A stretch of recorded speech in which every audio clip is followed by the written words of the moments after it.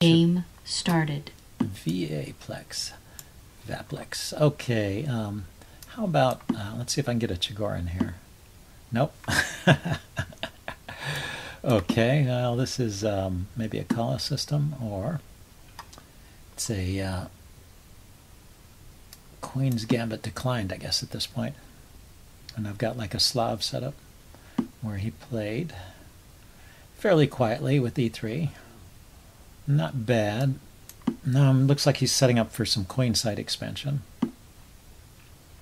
Yep. And well, I'll let him move his pawns for a bit. I will start to fight back in a moment.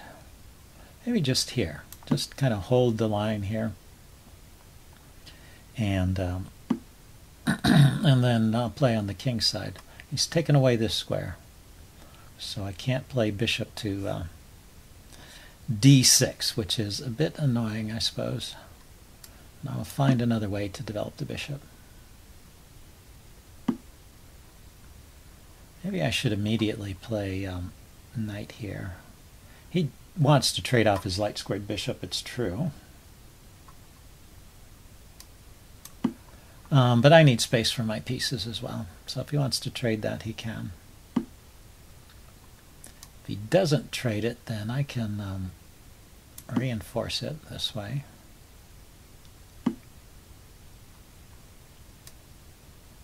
And well, I've got a little more space here than I had. Okay, he's going to force an exchange.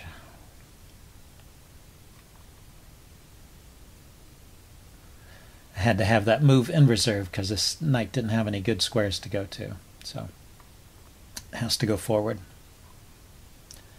VA-plex. He's moving very fast. And I don't know if it's good or not what he's done. Let's see. I'm going to castle. Maybe I'll play F4 at some point, try and bust up his pawns here, but I need to get a little bit of pressure on the D pawn. I wonder if I can just play E5. E5, pawn takes. Maybe queen here and prepare E5. Okay, so he's adding to the pressure on this point. Yeah, so E5 actually I couldn't have played it previously, but now I'll shore it up with a pawn. Okay, he wants to break first. That's okay. At least that gives me a little bit of breathing room here.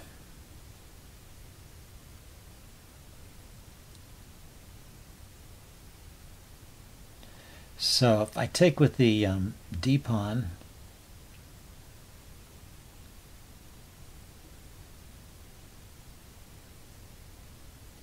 and then I play E5.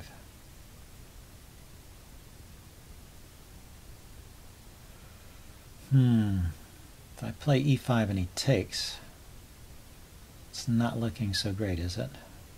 Let's take. And take again. That'll at least give me some piece. Extra pieces. The rook here is also supporting F4, and he doesn't have a pawn to attack it. So now he has to trade off some more pieces. Yeah. And I've got to take back, right? I'm down a piece.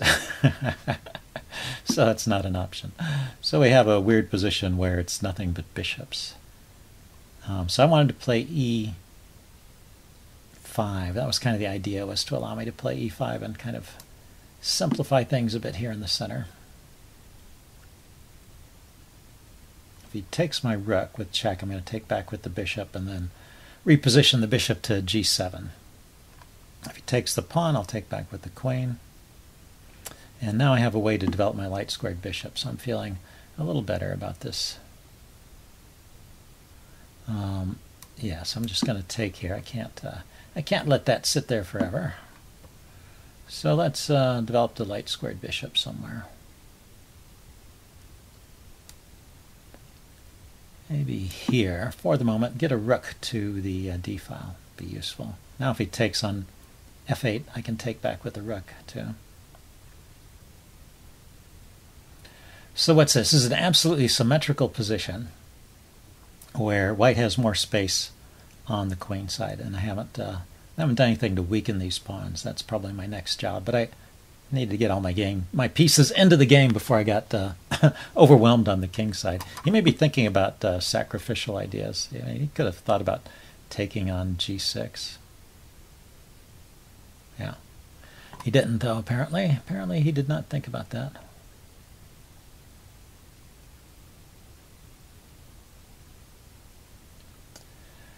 So where's my play on the dark squares, light squares? I don't know. Let's get this bishop around to some other location.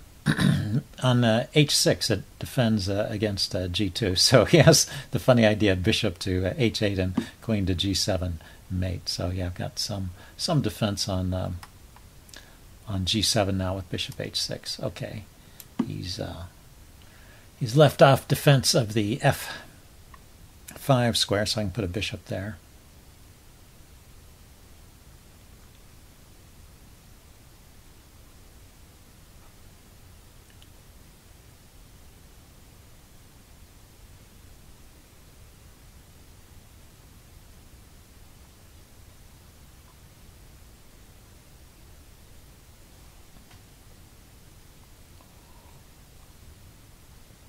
Well, my queen actually was defending g7 as well, so maybe there was no mate threat there. Hard to say. Okay, so the light squares are safe for me for the moment. I can double on the Check. F file.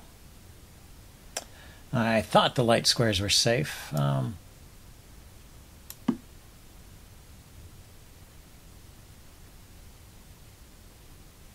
But it looks like I can still double on the F file.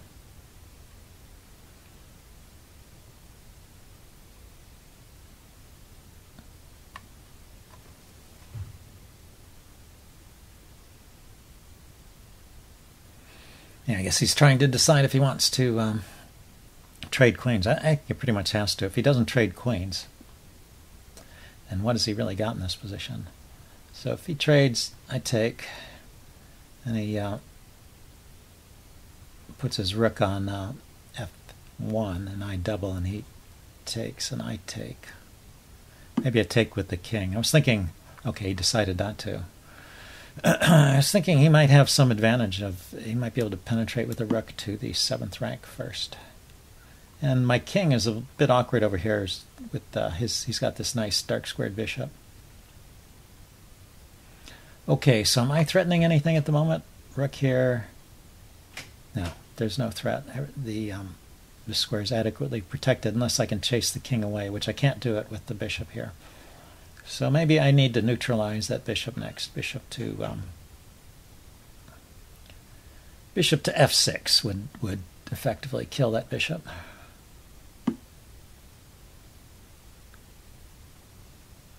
Well, the bishop could go to a different square. Huh? Now, if the bishop moves off the diagonal, I'll take the rook in the corner. So he's going to just take.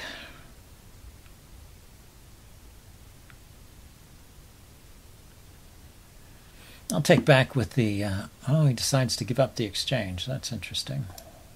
I don't think that's good. Now he's got a loose rook here, but what have I got? How many pieces? He's still got 3 pieces, the king, the rook, and the queen covering f1.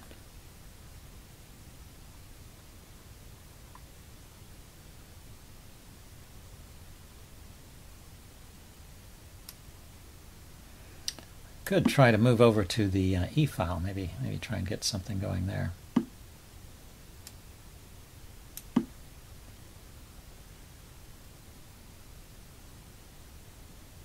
So this threatens mate, right? Rook here, check. No, it's not mate. Rook takes check. He can interpose with the queen. Rook takes check. It is mate. Okay, so this threatens checkmate.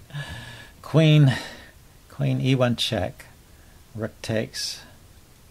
Or if he interposes with the queen, I take with the rook, and that's mate. So rook takes check. King can't run. Queen interposes the only move, and then Rook takes, check, mate. So he needs to bring his queen back to the back rank. Or I could try that. I want to keep the mate threat alive, so I will block this way.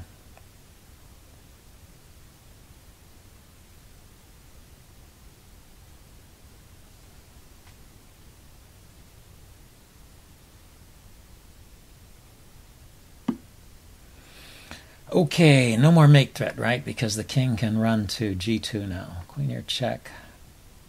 Rook takes, check, king here. So, what else is there?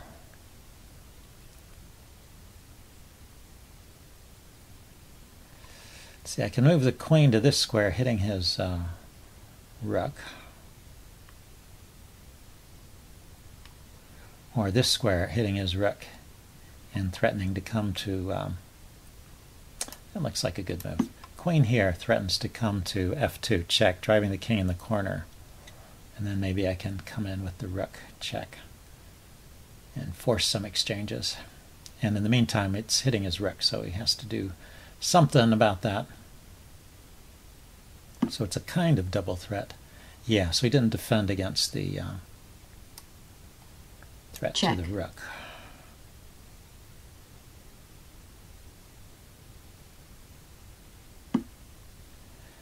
So rook here, check, and drives the king to the third row.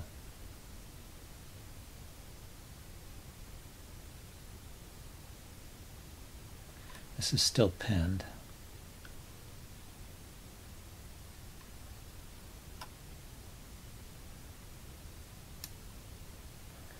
Maybe just queen here, holding on to things for the moment.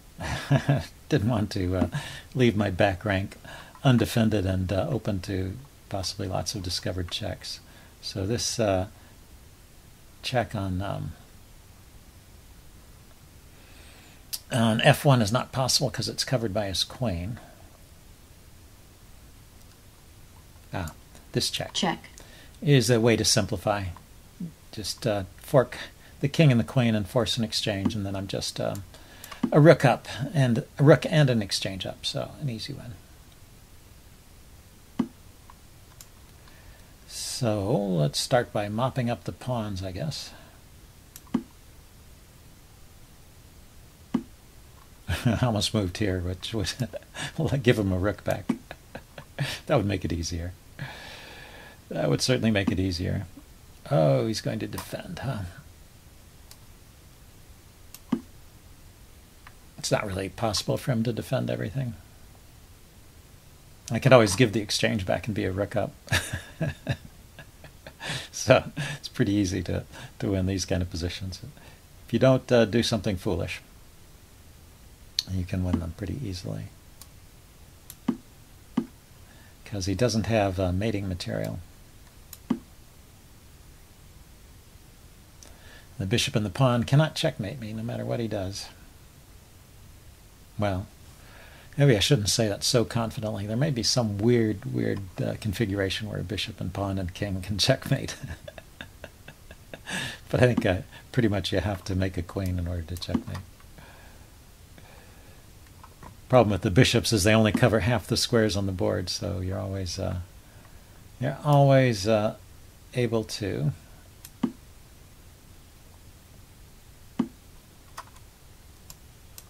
and a rook, especially a pair of rooks, can easily dominate a bishop. It just can't get to all the squares it needs to. So I'm just chasing the bishop off. Chase the bishop off this diagonal and grab another pawn and then queen. Okay, he resigned. Not too soon for sure. So I will upload this and do a postmortem. See you guys later. Bye.